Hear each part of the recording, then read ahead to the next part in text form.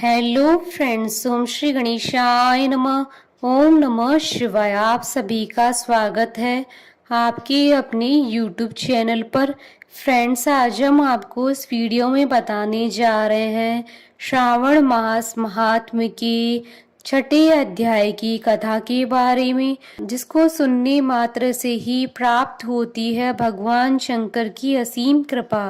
Friends, video शुरू करने से पहले आपसे रिक्वेस्ट है, अगर आप हमारे चैनल पर नए हैं और आपने अभी तक चैनल को सब्सक्राइब नहीं किया है तो प्लीज सब्सक्राइब कीजिएगा चैनल को।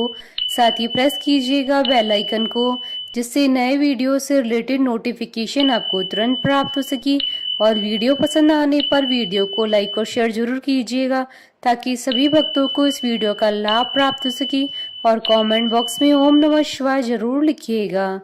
श्रावण मास महात्मा सब प्रकार के विघ्नों का नाश करने वाले तथा सारी सृष्टि का पालन करने वाले श्री गणेश जी तथा ज्ञान की दाता देवी श्री सरस्वती जी तथा सब पुराणों के कर्ता श्री व्यास जी तथा श्री गुरुदेव जी के चरण कमलों में नमस्कार करके भगवान की श्रद्धा और भक्ति रस में डूबे हुए श्रावण मास महात्म्य की कथा कहती हूँ।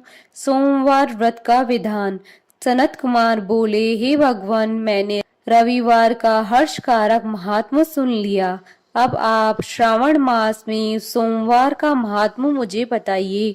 ईश्वर बोले, हे सनत कुमार, सूर्य मेरा नेत्र है, उसका महात्म्य इतना श्रेष्ठ है तो फिर उमा सहित अर्थात सोम मेरे नाम वाले उस सोमवार का कहना ही क्या।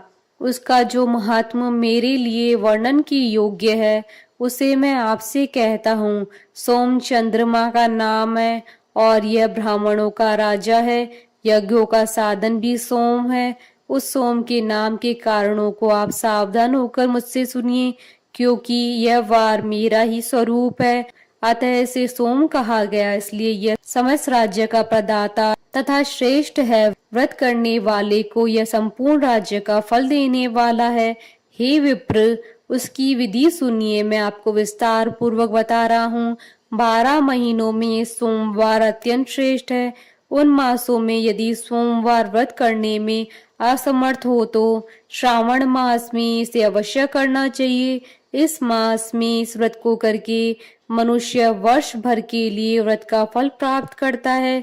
श्रावण में शुक्ल पक्ष के प्रथम सोमवार को यह संकल्प करे कि मैं विधिवत इस व्रत को करूंगा या करूंगी, शिव जी मुझ पर प्रसन्न हो। इस प्रकार चारों सोमवार के दिन, और यदि 5 हो जाएं तो उसमें भी प्रातः काल यह संकल्प करें और रात्रि में शिव जी का पूजन करें। 16 उपचारों से सायंकाल में भी शिव जी की पूजा करें और एकाग्रचित होकर इस दिव्य कथा का श्रवण करें। हे सनत कुमार, इस सोमवार की कही जाने वाली विधि को अब मुझसे सुनिए। श्रावण मास के प्रथम सोमवार को इस श्रेष्ठ व्रत को प्रारंभ करें। मनुष्य को चाहिए कि अच्छी तरह से स्नान करके पवित्र होकर श्वेत वस्त्र धारण कर ले और काम, क्रोध, अहंकार, द्वेष, निंदा आदि का त्याग करके मालती, मल्लिका आदि श्वेत पुष्पों को लाएं।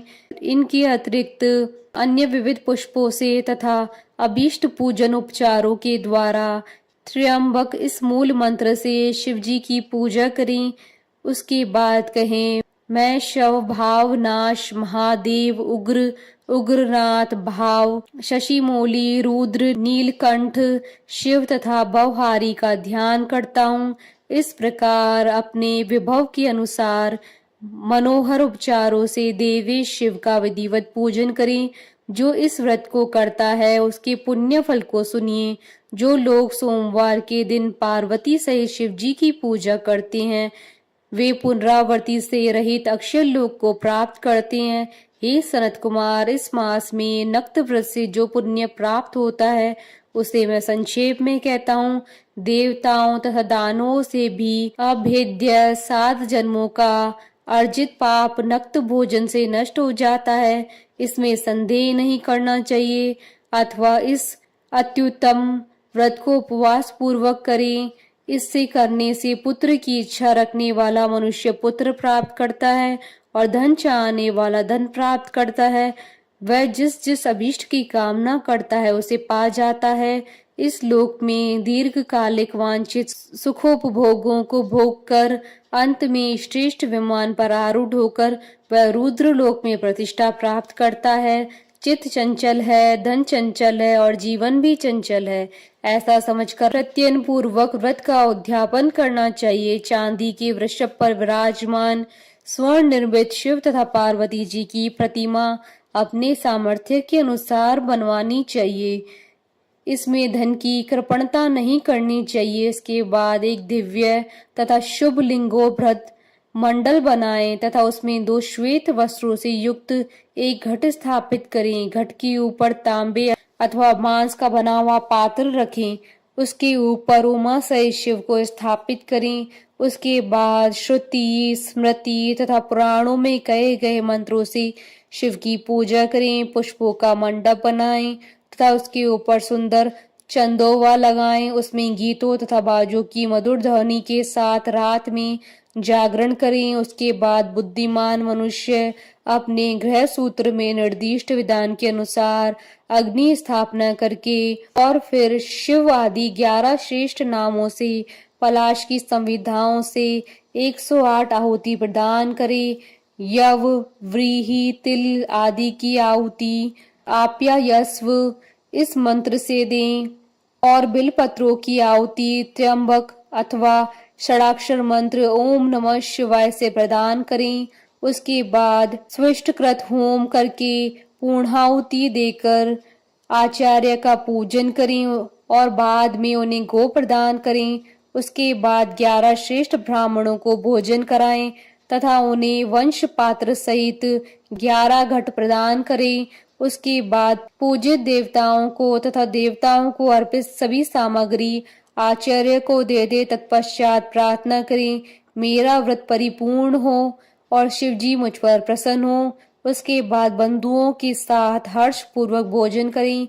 इसी विधान से जो मनुष्य इस व्रत को करता है वह जिस जिस अभिलिषित वस्तु की कामना करता है उसे प्राप्त कर लेता है और अंत में शिवलोक को प्राप्त होकर उस लोक में पूजित होता है। हे सनत कुमार, सर्वप्रथम श्री कृष्ण ने इस मंगलकारी सोमवार व्रत को किया था। श्रेष्ठ आस्तिक तथा धर्मपरायण राजाओं ने भी इस व्रत को किया था। जो इस व्रत का नित्य श्रवण करता है वह भी उस व्रत के करने का फल प्राप्त करता है। इस प्रकार श्री स्कंद पुराण के अंतर्गत ईश्वर सनत कुमार संवाद में श्रावण मास महात्म्य में सोमवार व्रत कथन नामक 6ठा अध्याय संपूर्ण हुआ। बोलिए भगवान शंकर माता पार्वती जी की जय।